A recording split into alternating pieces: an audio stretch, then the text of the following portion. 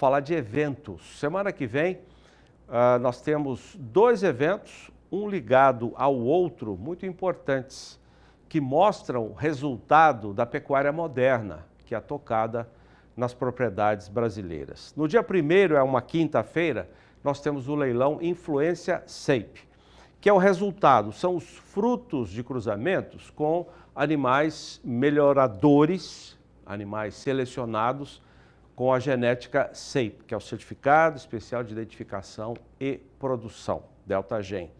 E na sexta-feira, a partir do meio-dia, nós temos reprodutores e alguns lotes, algumas poucas matrizes da raça Nelore, da Parme Agropecuária, 3 Barras e como convidado a Maragogipe. Portanto, um grande evento, na verdade 2 grandes eventos com realização da Leilosul, nossa empresa leiloeira parceira de Bataguaçu. E eu recebo aqui no estúdio, para começar a edição de hoje, com a nossa agenda, um dos representantes da Parme Agropecuária, que é o Rodrigo Martins, que está aqui com a gente. E eu recebo também a Laurene Antunes, que aqui representa a empresa Pro Consultoria de Abates. É porque você vai fazer a genética, vai melhorar a genética do gado, pensando em quê? Lógico, falando em gado de corte, nos abates, no rendimento dos abates, na rentabilidade, o retorno dos investimentos. Muito obrigado pela entrevista, tudo bem? Tudo bem, Zaidan? Eu que agradeço a oportunidade. Laurene? Tudo bem, obrigada pelo convite. Como vai? Tudo certo? Tudo jóia, obrigada. Muito bem, temos aqui 2 assuntos muito importantes. Vamos começar com o Rodrigo para falar dessa genética SEIP que a Parme vai ofertar no dia 2, sexta-feira da semana que vem. Isso, Zaidan. A Parme, a 3 Barras e a convidada Maragogipe, vamos oferecer ao mercado 120 reprodutores SEIP, todos avaliados e chancelados pela Gensis, né? E algumas fêmeas precoces e super precoces prenhos, tá? Tá certo. Bom, nós vimos aqui reportagens do nosso companheiro Daniel de Paula, que cobre muito bem os eventos da Parme Agropecuária, e nessas reportagens, pelo menos 2, ele fala de um assunto muito importante, que é a mãe Nelore. E na reportagem, até assisti um pouco hoje para me preparar para a entrevista, o Daniel diz o seguinte: as fêmeas da Parme Agropecuária que não passam no crivo da Gensis, que é a empresa que faz a avaliação genética do rebanho, elas não são descartadas simplesmente. Não, elas também podem apresentar um resultado positivo na fazenda. Aquelas fêmeas que passam no crivo, aquelas vão ser as matrizes para fazer, quem sabe, futuros tourinhos também. Mas aquelas que não, elas fazem o quê?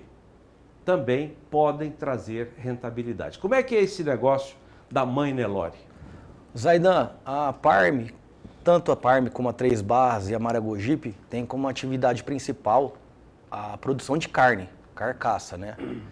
E para isso, para nós termos excelência, aí eu estou falando da Parme e posso falar das outras 2 também, nós precisamos de uma produção de matrizes para produzir esse bezerro com excelência, certo? Tem a parte do melhoramento, que é feita, onde é o gargalo da produção para recria e engorda. Uhum. Essa parte de melhoramento é feito as 3 fazendas, as 3 agropecuárias, sobre o programa da DeltaGen e a tutela da Gensis, tá? Para produzir o Nelore. Uhum.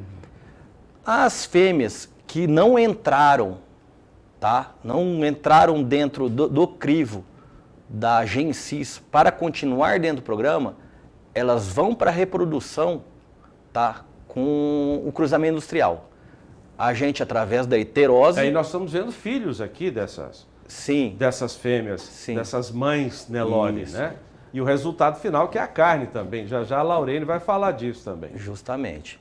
E através da heterose com cruzamento industrial, nós potencializamos já essa fêmea, tá, o potencial dela, que 50% disso aí vem da genética SAPE. Apesar de não ter o SAPE, ela vem da genética SAPE. Nós temos que lembrar que produtos como esse, que nós desmamamos hoje, até hoje na Parm, animais com média de 344 quilos nos angus macho e 320 nas fêmeas. E tem mais uma desmama para fazer ainda para fechar a média. Mas provavelmente vai fechar perto disso. Então a qualidade vem da fêmea também. Muito bem, eu vou pedir para o Lincoln voltar a imagem para cá, porque eu quero trazer para a conversa a Laurene também. Laurene, como é que é o processo de seleção para gado de corte? Porque seleção de gado PO ou gado SAPE a gente conhece bastante, pelo menos há muita coisa para ser dita. E o processo de seleção do gado de corte?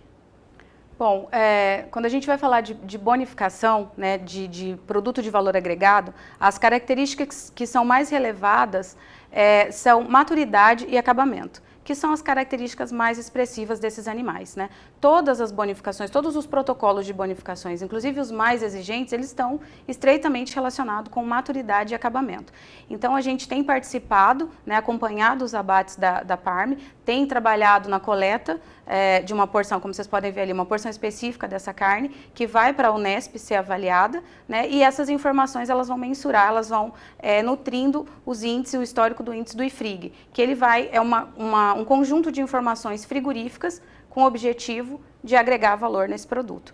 Então, essas características, elas vão ser prerrogativas, não só relacionadas à qualidade da carne, né, que vai chegar para o consumidor, mas principalmente ele contempla o produtor na hora de negociar, né? Ele já consegue, através desse histórico, ele já consegue fazer uma negociação mais eficiente, uma negociação diferenciada. Você coordena essa parte de frigorífico, né?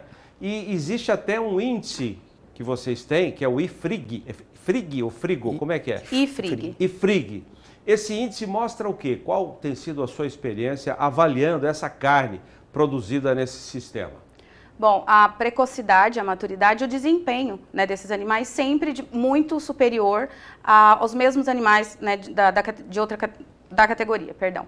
Então a gente observa rendimento maior, melhor acabamento, animais mais precoces do que o que a gente tem acompanhado na nossa rotina, acompanhando abates no frigorífico. Então é realmente um produto da prateleira de cima. O que tem de bonificação para uma carne? Vou até pedir para o Lincoln voltar aquela imagem da carne.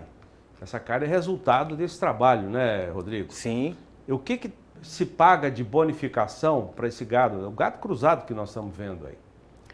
Olha, hoje são vários protocolos de bonificações, né? Então, dependendo do perfil do animal, você pode sair aí com R$20 a mais por arroba, né? R$20 por arroba? R$20 a mais por arroba. Porque algumas dessas bonificações, você pode associar, né? Você pode acumular com outras bonificações. Depende da região que você está, tem bonificação do estado, tem bonificação específica da planta, tem um protocolo regional. Então, a grande maioria você pode juntar essas bonificações. Então, é o perfil de animal que vai conseguir todas as bonificações. Eles atendem os mais exigentes protocolos de bonificação. Agora, Rodrigo, vocês são usuários da própria seleção, ou seja, vocês produzem o gado melhorador e consomem.